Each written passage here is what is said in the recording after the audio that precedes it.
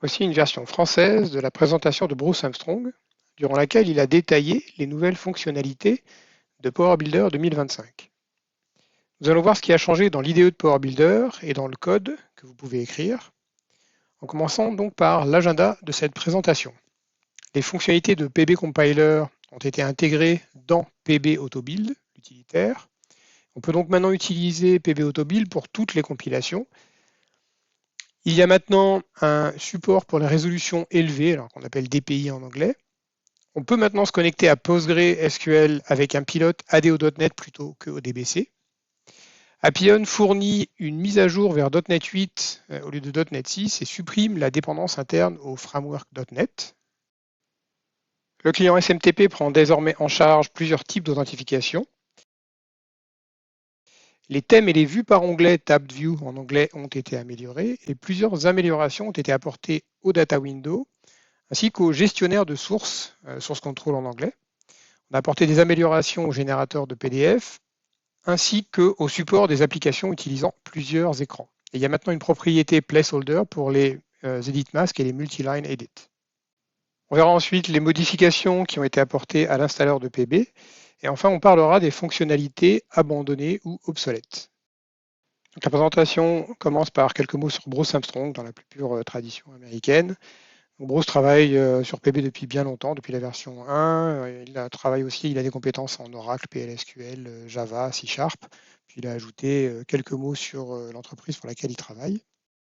Voyons maintenant comment se passe l'intégration du PB Compiler. Alors, les fonctionnalités de l'exécutable du PB Compiler ont été intégrées dans PB Autobuild. Parmi les possibilités offertes par le PB Compiler, vous pouviez lui passer certains paramètres. C'est maintenant aussi supporté par PB Autobuild pour être au même niveau.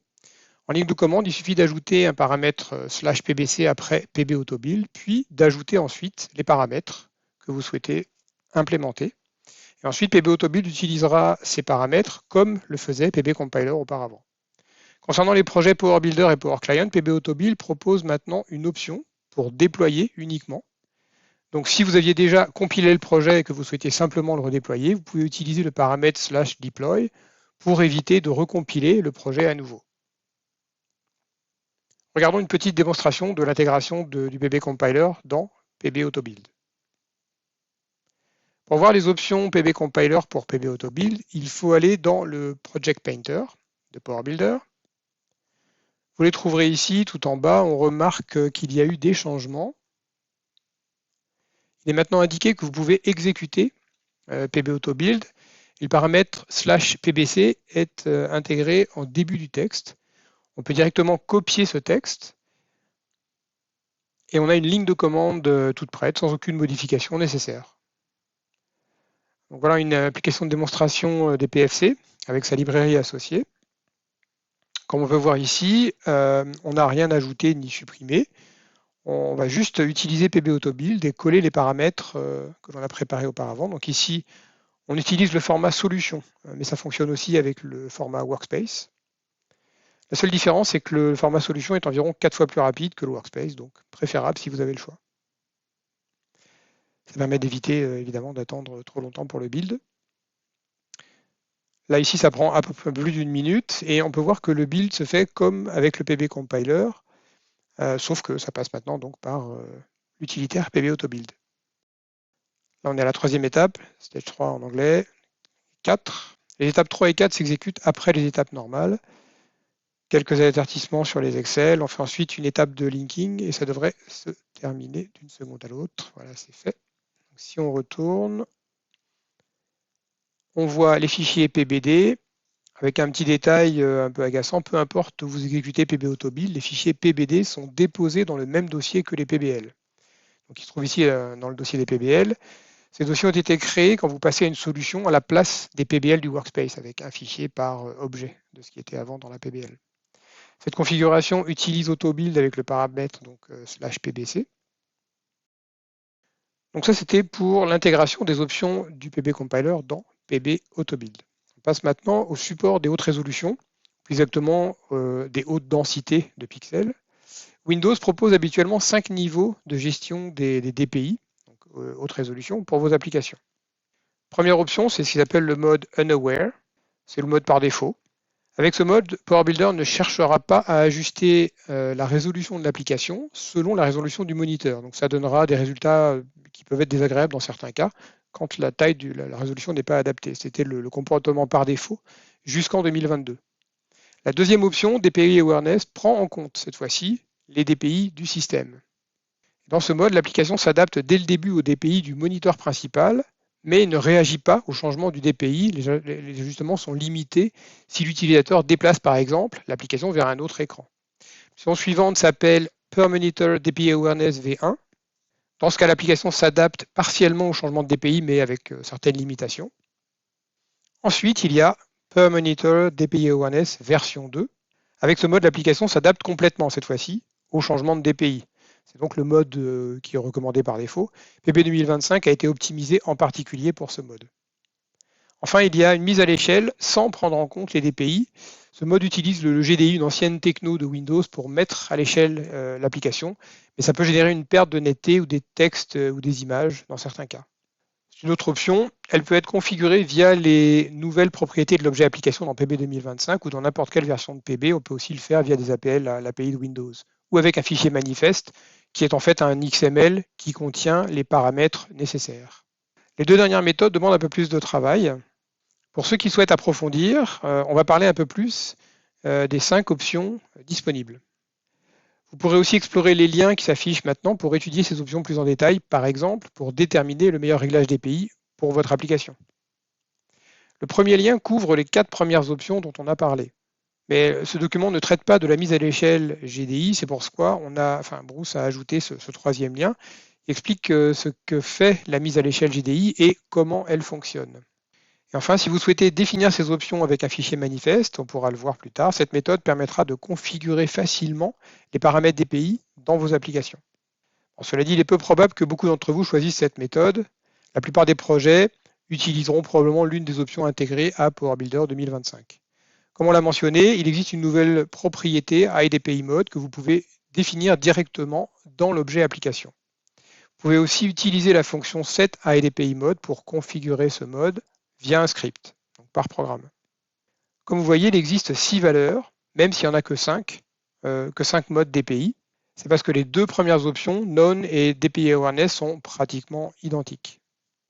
Lorsque vous migrez une application Power Builder 2022 ou antérieure vers 2025, elle sera réglée par défaut sur None, donc insensible au DPI. Ça signifie qu'elle ne réagira pas automatiquement au changement de DPI. Ce n'est pas une fonctionnalité qui s'active toute seule lors de la migration. Il faudra décider de l'activer explicitement et choisir le niveau de DPI adapté à votre application parmi les différentes options que l'on a mentionnées. En résumé, les deux premières options restent insensibles au DPI. Ensuite, vous avez les options de sensibilité système ou selon le moniteur, puis mise à l'échelle via le GDI sans prendre en compte le DPI, comme on l'a mentionné tout à l'heure. Bruce recommande fortement de n'utiliser que deux options de toute façon, soit None, soit par moniteur V2. Soit vous ne faites pas de mise à l'échelle du tout, soit vous le faites correctement et vous laissez faire automatiquement le système en passant directement par moniteur V2.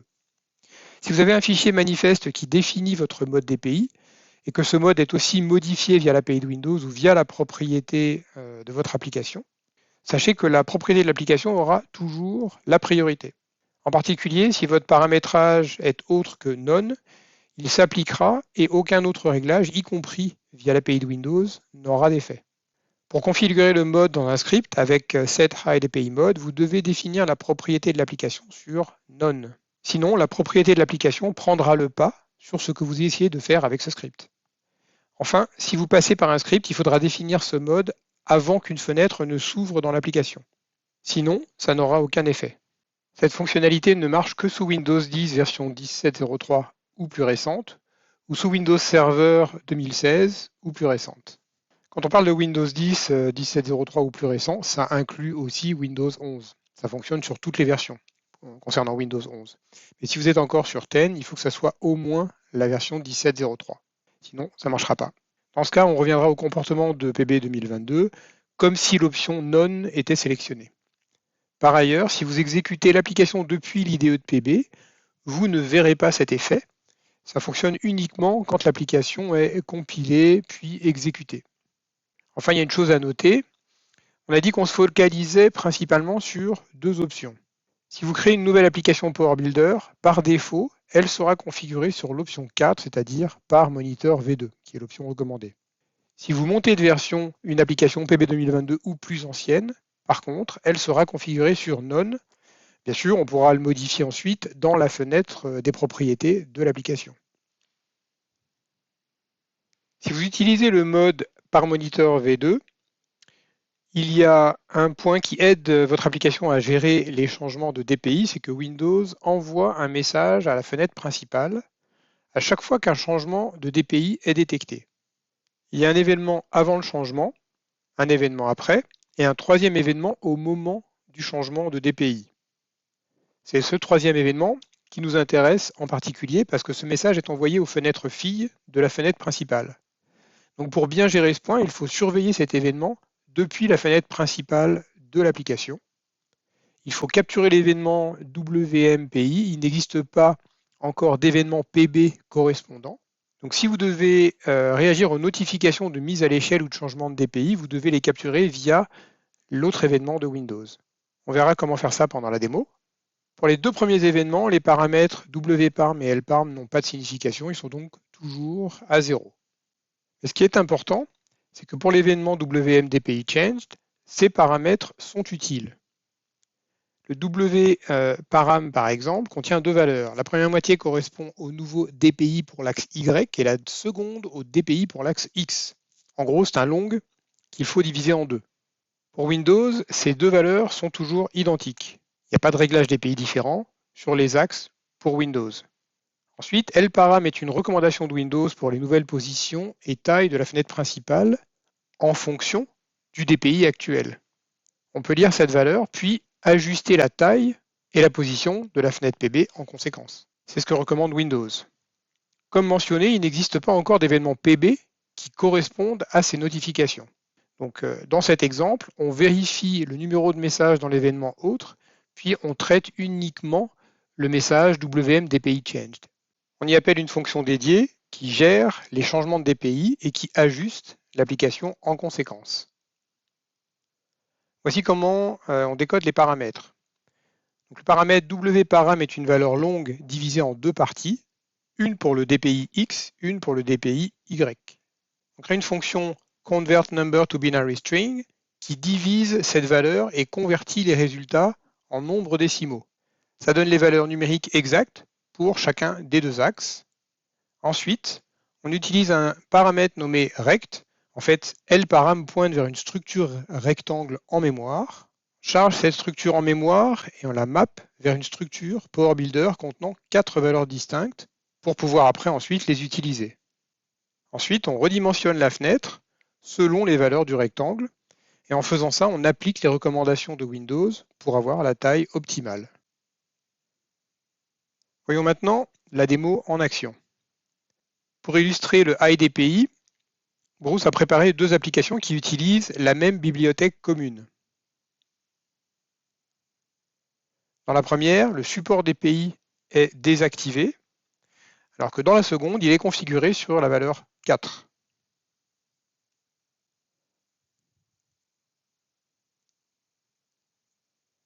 C'est-à-dire le mode par moniteur DPI Awareness V2 qui est recommandé par défaut.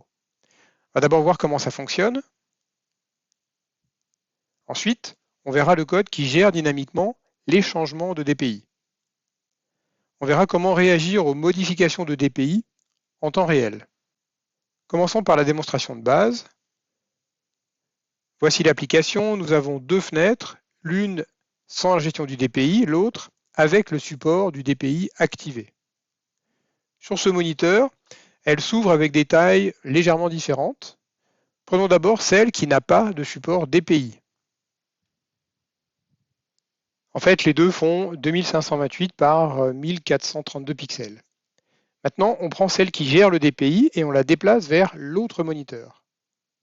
On voit le changement. Si vous remarquez, la taille a légèrement augmenté. C'est l'ajustement automatique qui s'applique car ce moniteur a un réglage DPI inférieur et donc la taille de la fenêtre augmente.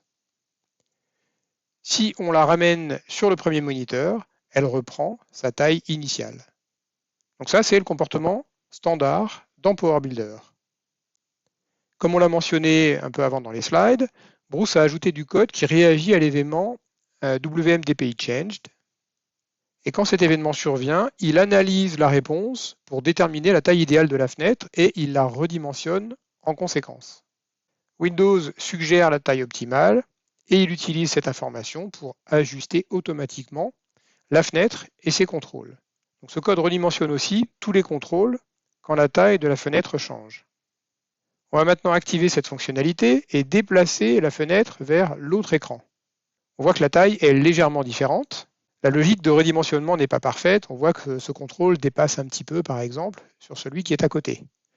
Cette approche est donc à utiliser avec précaution. Elle n'est pas officiellement supportée par Appian. Et en particulier, Appian ne garantit pas le bon fonctionnement lors du glissement des fenêtres entre deux moniteurs. Par contre, il supporte bien le positionnement des fenêtres qui sont fermées puis réouvertes à leur dernière position. Avec PB 2025, les fenêtres s'ouvrent automatiquement sur leur dernier moniteur. Elles peuvent donc s'adapter ou non à la résolution plus basse du second moniteur selon sa configuration. Voilà pour les améliorations du support DPI. Passons maintenant à la connexion à PostgreSQL via ADO.NET. Dans le menu déroulant de création d'un profil ADO.NET, vous verrez qu'en plus d'ODBC, Oracle et SQL Server, il y a maintenant une option pour PostgreSQL. Le driver utilisé est une bibliothèque open source. C'est a priori un bon choix car c'est aussi le driver ADO.NET recommandé par Microsoft pour utiliser Postgre dans Azure. Il offre beaucoup d'options, davantage que les autres drivers, ce qui le rend assez flexible.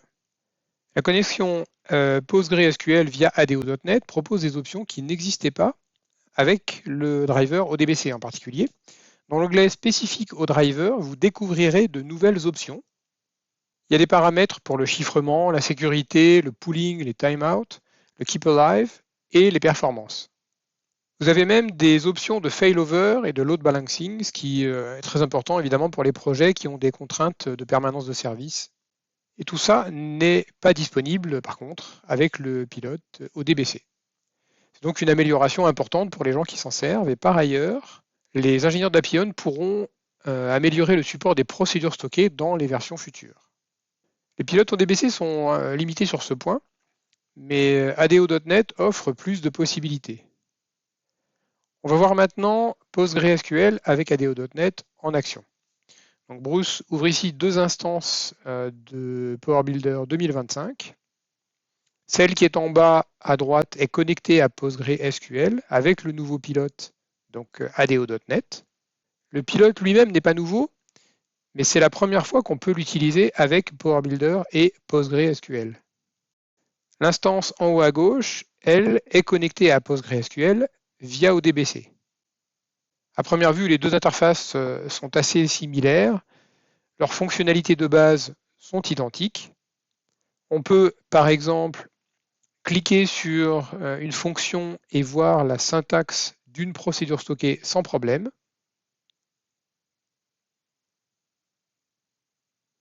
Ça fonctionne très bien. L'interaction avec les données est aussi très fluide. La principale différence se trouve dans l'explorateur. Avec ODBC, vous avez quelques informations supplémentaires, mais ça n'est pas très important. On voit les dossiers pour les drivers, les groupes et les utilisateurs. Ces éléments supplémentaires qui apparaissent avec ODBC ne sont pas visibles avec ADO.NET. En réalité, seule la gestion des utilisateurs pourrait présenter un intérêt ici. Ça, c'est pour les principales différences. Passons maintenant à un exemple de code. Et regardons ce que fait ce script. Il y a d'abord une option pour se connecter via ODBC, mais si nous sommes déjà connectés en ADO.NET, on se déconnectera avant de passer à ODBC. On se déconnecte donc au cas où une connexion ADO.NET serait active, puis on se connecte avec le pilote ODBC. Puis on recommence la même opération, cette fois-ci avec ADO.NET. Bruce utilise ici un objet appelé entrance. C'est un objet de type transaction qui permet d'exécuter des requêtes. Et dans cet objet, il a déclaré une fonction externe locale qui fait référence à une procédure stockée spécifique.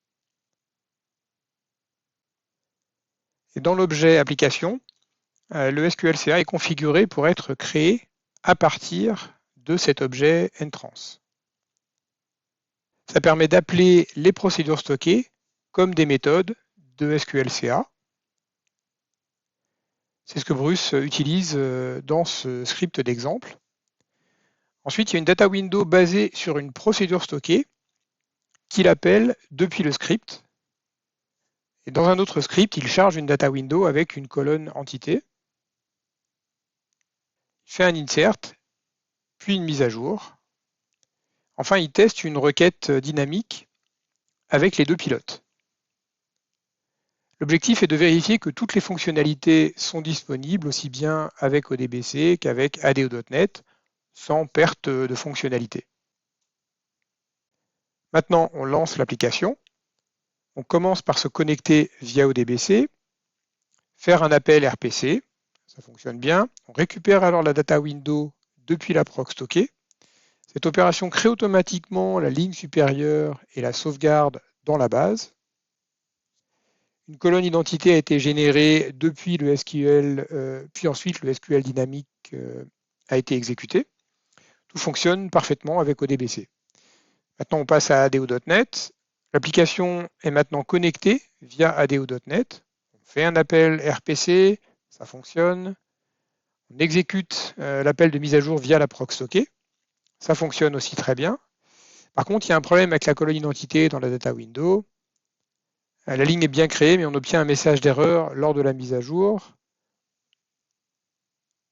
L'origine du problème est en cours de résolution. Comme Power Builder 2025 est en version bêta, Bruce et d'autres développeurs ont remonté ce bug pour qu'il soit corrigé dans la version finale. Enfin, on exécute le SQL dynamique et à part le message d'erreur avec la colonne identité, tout fonctionne de manière identique. Les fonctionnalités sont donc bien les mêmes entre ODBC et ADO.NET. On pourrait se demander alors, mais pourquoi changer de pilote? Mais comme on l'a vu, ADO.NET offre des options supplémentaires. Alors on va regarder ça d'un peu plus près, en particulier dans l'onglet spécifique au pilote. On a l'option Keep Alive avec plusieurs paramètres associés. Il y a aussi des options de pooling qui peut être configurées pour une utilisation quotidienne, des options pour une sécurité avancée. On trouve des paramètres pour gérer les timeouts et rien de tout ça n'est disponible avec le pilote ODBC. C'est donc un avantage important du pilote ADO.NET.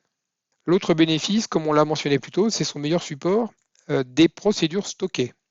Voilà pour le pilote ADO.NET avec PostgreSQL.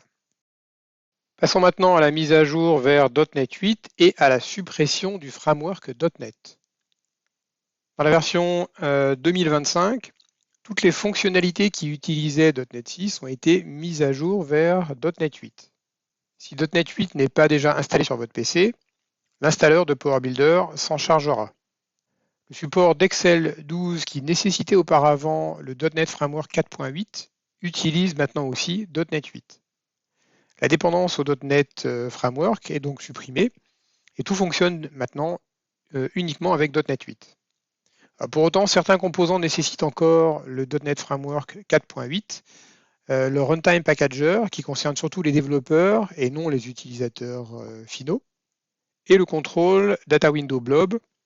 Et ce dernier, par contre, lui, il concerne les utilisateurs. Si vous utilisez le Data Window Blob, les utilisateurs devront avoir le framework .NET 4.8 installé sur leur poste. Par ailleurs, le client SMTP supporte maintenant plusieurs types d'authentification tels que NTLM, Plain ou XOAuth 2. Pour les thèmes, il est désormais possible de personnaliser les couleurs de fond des bandes détail, summary et footer dans les data windows de type grid et crosstab.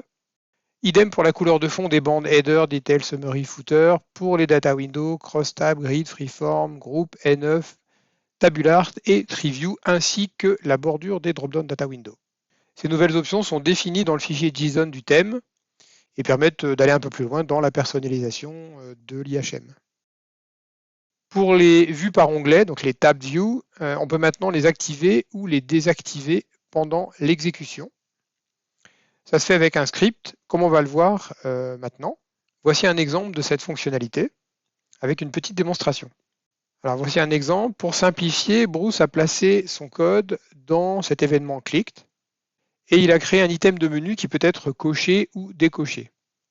Si l'item est décoché, la vue par onglet est désactivée sur la frame MDI et les feuilles sont organisées en cascade.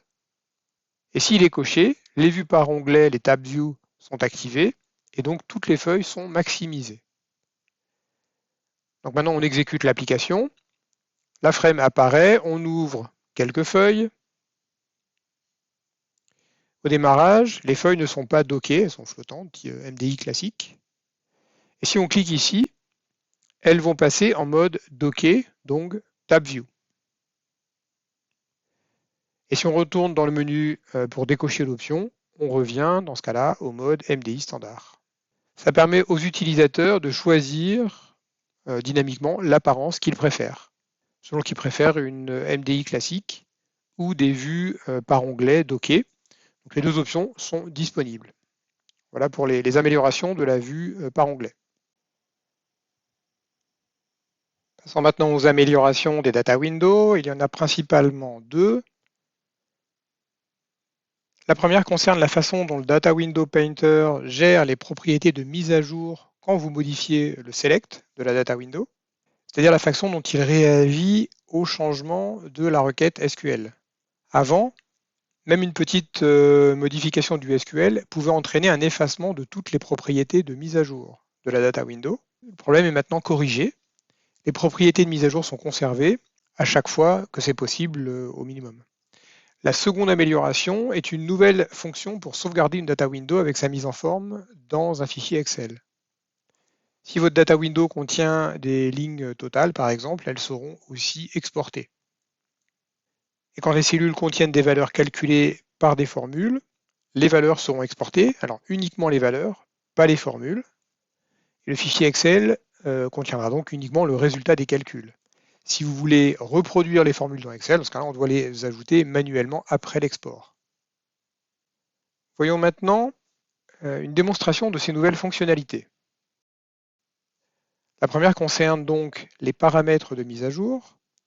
On va ouvrir la data source de cette data window pour supprimer une colonne. Il y a un message d'avertissement qui est alors affiché. Et dans les versions précédentes de Power Builder, ce message s'accompagnait souvent de la perte des paramètres de mise à jour qu'il fallait alors redéfinir à chaque fois. Maintenant, le message indique simplement que les paramètres ont été mis à jour en fonction de la colonne supprimée. La colonne supprimée n'apparaît donc plus dans ces paramètres, mais par contre, tout le reste est préservé. On retourne dans la data source pour réintroduire la colonne. Cette fois, pas de message. Aucune modification n'était nécessaire et on peut donc ajouter manuellement cette colonne aux spécifications. Ça ne perturbe pas pour autant les paramètres de mise à jour. Ils sont donc plus perdus quand on modifie la data source. Ça, c'était un changement important à signaler. Regardons maintenant la deuxième amélioration. C'est l'option Save Display As. On a ajouté quelques éléments pour la démo. Il y a l'identifiant et le titre de quelques livres. On a mis un compteur dans la bande Summary avec le texte Total Books, donc le nombre total de livres. Il y a aussi un footer qui contient simplement du texte qui sera affiché en bas de page, avec un calcul de page. Alors, ce n'est pas forcément le meilleur endroit où le placer, mais en tout cas, dans le cas de cet exemple, c'est là qu'on l'a mis. On aurait pu aussi le mettre dans la bande Summary. Voyons maintenant comment ça fonctionne. Quand on exécute l'application, on voit les identifiants, on voit le texte, le nombre total de livres, le numéro de page et le texte dans le footer. Si on utilise l'option Save Display As, ça va générer un fichier Excel. Excel va l'ouvrir, il n'est pas installé sur cette machine et donc là, pour la démo, Bruce l'ouvre avec OpenOffice. Dans le fichier, on voit que les données ont bien été exportées, ainsi que le texte TotalBook, qui n'est pas une donnée en soi, mais plutôt un élément d'affichage, puisqu'il fait partie de la bande summary de la data window. Voici ensuite le résultat du calcul. On peut voir qu'il n'y a pas de formule ici, juste la valeur 15. Les formules donc ne sont pas exportées. Le texte page 2 sur 2 lui aussi est exporté tel quel. Donc les formules de la data window ne se transforment pas en formule Excel. On obtient maintenant tous les éléments d'affichage et pas seulement les données. Et la mise en forme de la data window est conservée. Voilà donc pour ces deux améliorations. La première qui évite la perte des spécifications de mise à jour, la seconde qui permet d'exporter la mise en forme de la data window. Nous allons voir maintenant les améliorations du source control. C'est un changement important pour tous les projets qui utilisent ce type d'outils. Avant, quand vous modifiez un argument dans une méthode, Power Builder réorganisait tout le code source de cette méthode. Par exemple, si vous aviez les fonctions A, B, C, D et que vous modifiez un argument de la fonction B, elle était déplacée en fin de fichier. Et l'ordre devenait alors A, C, D et B passé à la fin. Ce changement posait des problèmes avec Git parce que ces réorganisations de code apparaissaient comme des changements majeurs, ce qui provoquait des conflits de merge inutiles et compliquait la collaboration, même pour des petites modifs qui n'auraient pas dû causer ce type de problème. Voici un exemple de ce qu'on verra aussi en démo. On voit en couleur les changements apportés au fichier lors d'une modification. On a trois fonctions, 1, 2, 3. On a ajouté un argument à la fonction 1. On voit qu'avec Power Builder 2022, la fonction 1 a été déplacée en bas du fichier. Les prototypes et le code ont donc été réorganisés dans ce sens.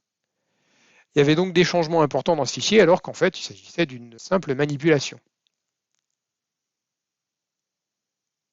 Dans Power Builder 2025, si on ajoute un argument à la fonction 2, alors seul ce changement est répercuté dans le code, comme on le voit ici à l'écran. On voit en rouge la ligne supprimée, en vert la ligne ajoutée, et on voit qu'aucune modification supplémentaire n'a été faite dans le code. La création de branches a également été améliorée. Avant, il fallait faire deux opérations. D'abord, créer une branche, puis ensuite basculer vers cette branche. Maintenant, il y a une case à cocher qui permet de créer une branche et basculer vers la nouvelle branche en une seule opération. Même chose quand on bascule d'une branche à l'autre. Si on veut passer à une branche, disons qu'il s'agit d'une branche distante, cette branche distante n'existe pas en local, je peux dire que je veux aussi créer une nouvelle branche. Auparavant, si vous vouliez utiliser une branche distante, vous deviez d'abord créer une nouvelle branche, puis basculer vers cette branche. Maintenant, vous pouvez le faire en une seule opération. Et enfin, il y a maintenant une opération merge, donc une fusion, qui est accessible en faisant un clic droit dans le system tree, dans l'arborescence du système. On va maintenant regarder une démonstration. On a ouvert Power Builder 2025 et 2022 en même temps pour pouvoir comparer leur comportement. Commençons par Power Builder 2022. On ouvre un objet dans l'éditeur de source. On voit que les fonctions sont dans l'ordre 1, 2, 3. Prenons une de ces fonctions. On va éditer la fonction 1 pour ajouter un argument, par exemple. Et regardons maintenant comment PB 2022 gère ce changement. On voit que l'ordre des fonctions a changé. On se retrouve avec l'ordre 2, 3, 1. Avec un source control, c'est problématique parce que ça va apparaître comme un changement majeur au lieu d'une modification mineure. Alors qu'en fait, on a juste ajouté un argument et rien de plus. Ce petit changement n'aurait pas dû normalement tout réorganiser. Passons maintenant à Power Builder 2025 et regardons le code source. Les fonctions sont toujours dans l'ordre 1, 2, 3. On fait le même test, on modifie la fonction 1. Cette fois, on supprime l'argument existant. Puis on confirme, on sauvegarde, OK, et on voit comment Power Builder 2025 a géré ce changement. Donc les fonctions gardent leur ordre, 1, 2, 3, rien n'a bougé. En comparant les différences, on voit uniquement la suppression de l'argument sans réorganisation inutile du code. Ça réduit considérablement les risques de conflit pendant les opérations de merge dans le source control. C'est l'une des fonctionnalités les plus utiles, à mon avis, de Power Builder 2025. Restons sur PB 2025, voyons maintenant comment créer une branche.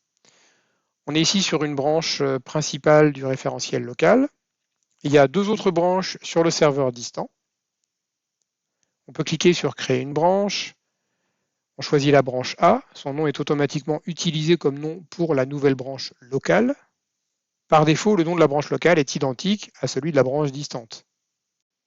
Voici une autre fonctionnalité, l'option basculer vers la nouvelle branche, Switch to New Branch. Dans Power Builder 2022, il fallait d'abord créer la branche pour revenir ensuite et basculer vers cette branche dans une opération séparée. Avec PB 2025, on peut créer la branche et basculer dessus en une seule étape. Voyons maintenant comment ça fonctionne, comment fonctionne le changement de branche. Le principe est similaire. Il existe une branche B sur le référentiel distant. On peut créer une branche locale et y basculer immédiatement. Voilà, c'est fait. Avant, ça nécessitait 2 opérations distinctes. Comme vous pouvez le voir, on est maintenant sur la branche B. Et on voit aussi que l'option merge est disponible dans le menu contextuel.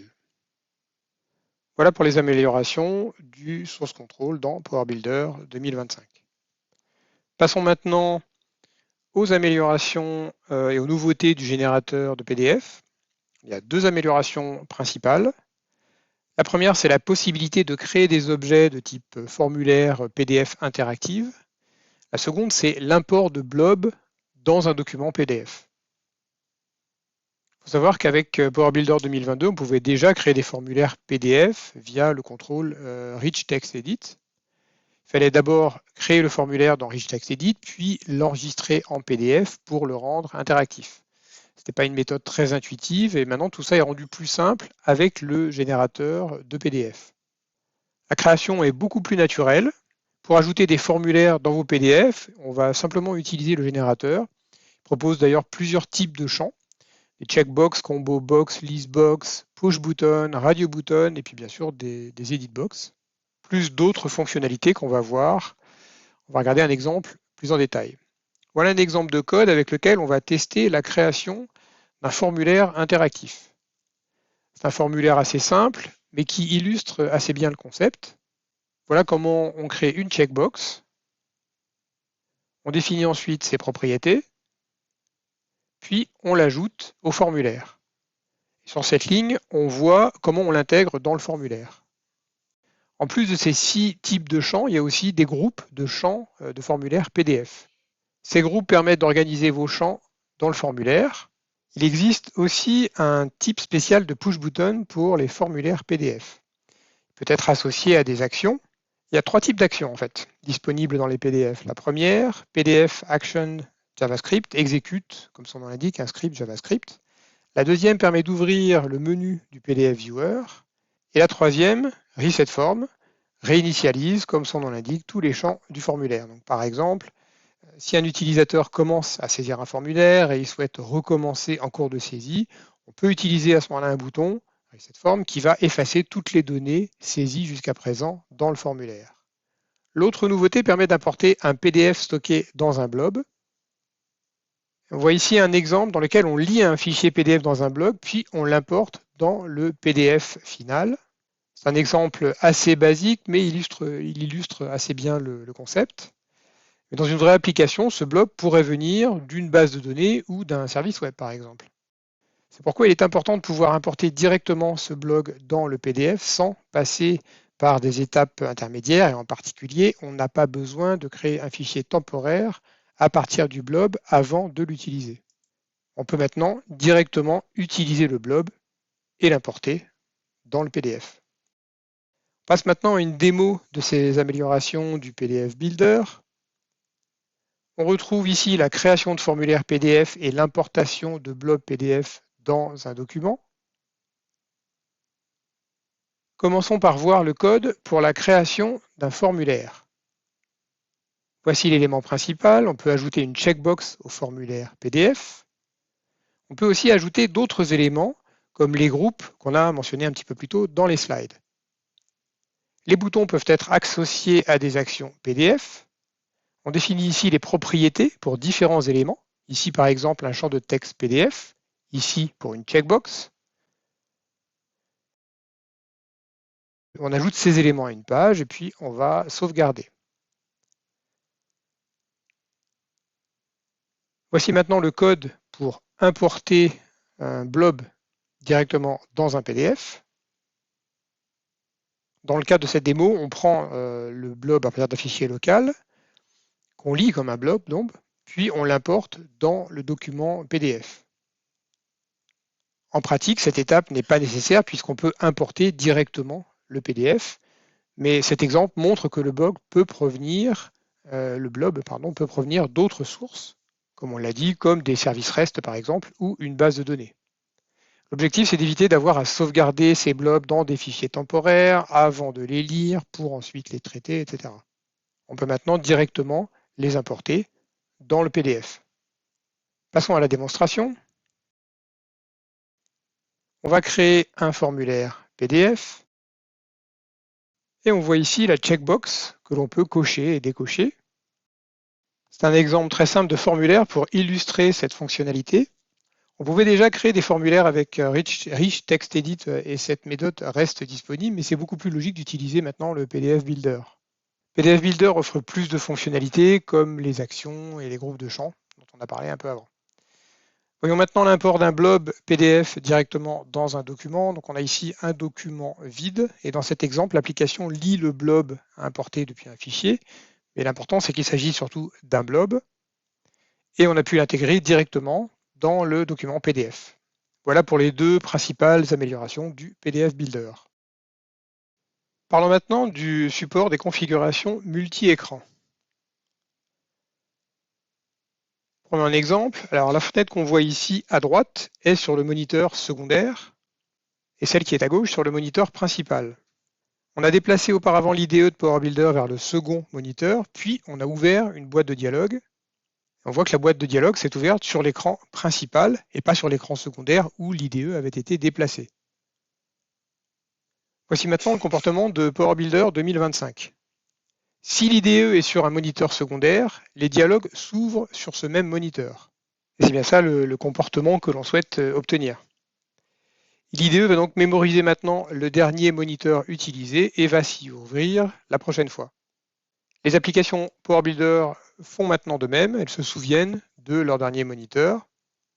En fait, l'objet environnement a maintenant deux nouvelles propriétés qui sont nommées Screen X et Screen Y.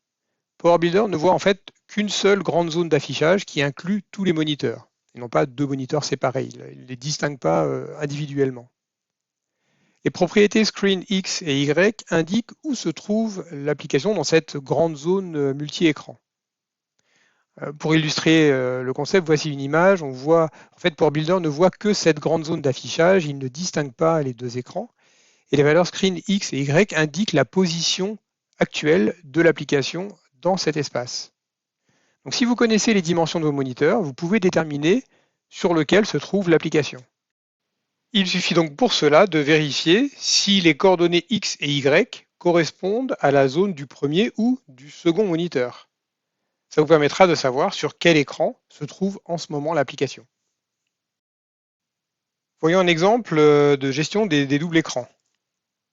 Commençons par observer le comportement de l'IDE. Dans cet exemple, on a déplacé Power Builder 2025 sur le second moniteur et maintenant on le relance.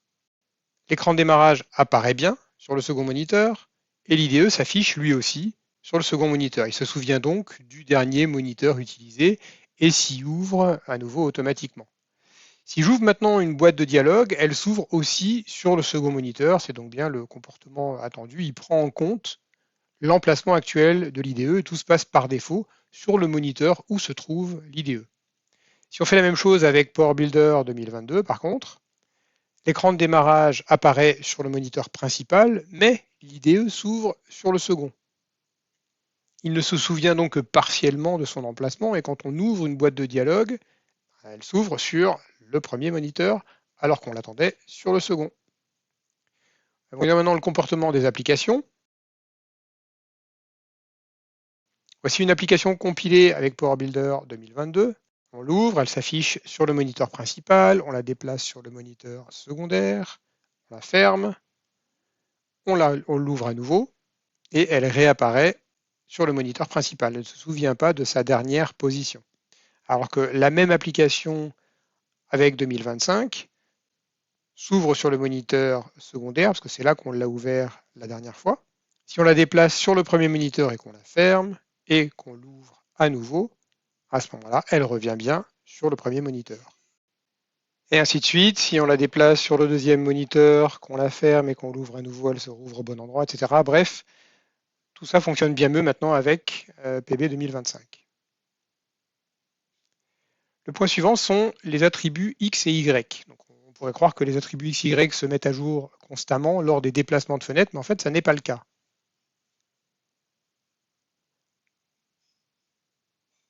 On va faire un test avec une application. Commençons par la lancer. Vous allez regarder la valeur X. Elle est initialement à 1536 et ne change pas quand on déplace la fenêtre. Le X passera à 0 subitement lorsque l'application passera sur l'écran principal et restera à 0 tant que l'application sera sur cet écran. En conclusion, les valeurs changent uniquement au moment où vous passez d'un moniteur à l'autre. Même principe pour le Y, lors de déplacements verticaux. Sa valeur change uniquement lors du passage à un nouveau moniteur. Dans ce cas-là, on n'aura qu'un seul moniteur verticalement, on ne pourra pas le voir. Retournons maintenant au slide. Et on va parler de la propriété placeholder pour les edit masks et les multiline edits. Donc, comme vous le savez, plusieurs types de données sont disponibles avec un edit mask. Le placeholder ne fonctionnera pour l'instant qu'avec les chaînes de caractères. Par exemple, le single line edit est un placeholder, ici, sur cet exemple. Ce placeholder existait déjà dans la version précédente de Power Builder, il est affiché uniquement à titre d'exemple, ici. Et voici un edit mask pour lequel pour une chaîne de caractères avec son placeholder. Les edit masks pour les dates, nombres, heures, etc. ne supportent pas le placeholder pour l'instant. Ça fonctionne uniquement avec les chaînes de caractères. Et enfin, voici un multiline edit qui supporte maintenant aussi le placeholder. Et pour mémoire, donc le placeholder, c'est un texte affiché dans le contrôle pour guider l'utilisateur. Il ne s'agit pas d'une donnée réelle, c'est juste un texte d'aide qui s'affiche temporairement. Dans cet exemple, single line edit et edit mask sont tous les deux des indications temporaires, ce n'est pas du vrai texte, ce n'est pas des vraies données. Le texte disparaîtra dès que l'utilisateur commencera à saisir quelque chose et la valeur saisie par l'utilisateur, évidemment, apparaît à sa place. On va voir maintenant une démonstration. La capture d'écran que l'on a vue précédemment vient justement de cette démo. Donc, voici comment fonctionne le placeholder. Voici un single line edit. On voit sa propriété placeholder. Ça existait déjà donc dans PB 2022. La nouveauté, c'est que maintenant, le edit mask et le multiline edit ont aussi une propriété placeholder. Comme on l'a dit, l'edit mask de type string supporte maintenant le placeholder, mais pas les types date, numérique et time. Ça veut dire que même si on définit un placeholder pour ces trois types, de toute façon, il ne s'affichera pas. Le seul qui s'affichera et qui sera pris en compte sera l'edit mask de type string. Voyons maintenant le résultat.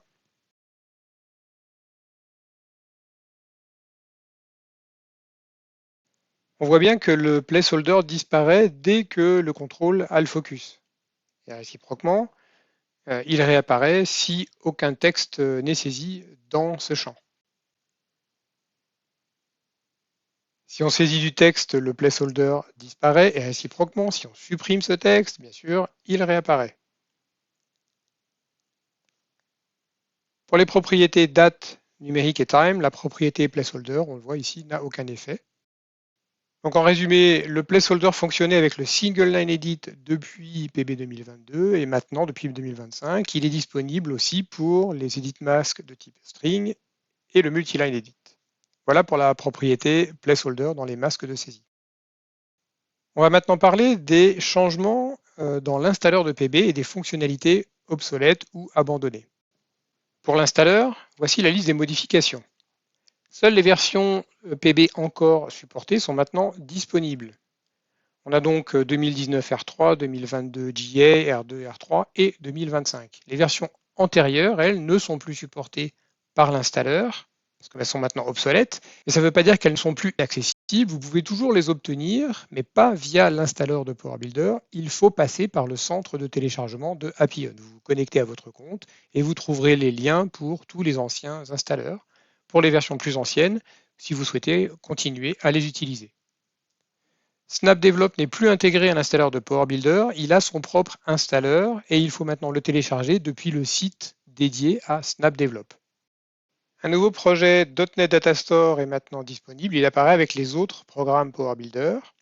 Et enfin, dernier point, le PowerScript Migrator a été retiré car il n'est plus supporté maintenant par Power Builder, par Appian, pardon. Ce qui nous amène à parler maintenant des fonctionnalités abandonnées ou obsolètes, en commençant par donc PowerScript Migrator qui a été retiré de Power Builder.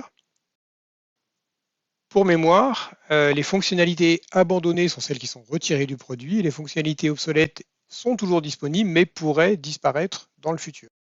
L'interface MSS CCI pour le contrôle de version existe encore, mais il est fortement conseillé maintenant de passer à Git ou Subversion, Git étant à mon avis la meilleure option en ce moment. Autre point, .NET 6 n'est plus supporté. Voilà pour les principaux points obsolètes ou abandonnés. Pour conclure, résumons ce que nous avons vu dans cette présentation. Nous avons vu l'intégration des options ligne de commande PBC dans PB AutoBuild. On a exploré le support pour les hautes résolutions des pays. On a vu comment utiliser ADO.NET avec PostgreSQL. On a expliqué comment Power Builder 2025 utilise .NET 8, ce qui réduit la dépendance au framework .NET. On a vu les améliorations du client SMTP, des thèmes et de la gestion des tables de view, des vues par onglet. On a couvert les évolutions des data windows comme la fonction Save As et le maintien des propriétés de mise à jour. On a examiné les améliorations du contrôle de version, en particulier pour le merge et la meilleure gestion du code source pour des modifications mineures. On a parlé des nouveautés du PDF Builder, comme les formulaires PDF et l'importation de blobs. Un point important aussi était le support multi-écran. On a vu les propriétés placeholder pour le masque de saisie, enfin les edit masks et le multi-line edit. Et enfin les changements de l'installeur et les fonctionnalités obsolètes ou abandonnées. Il nous reste à remercier Bruce Armstrong pour avoir préparé cette présentation et accepté de la partager avec nous, et nous espérons qu'elle vous aura été utile. Merci à tous.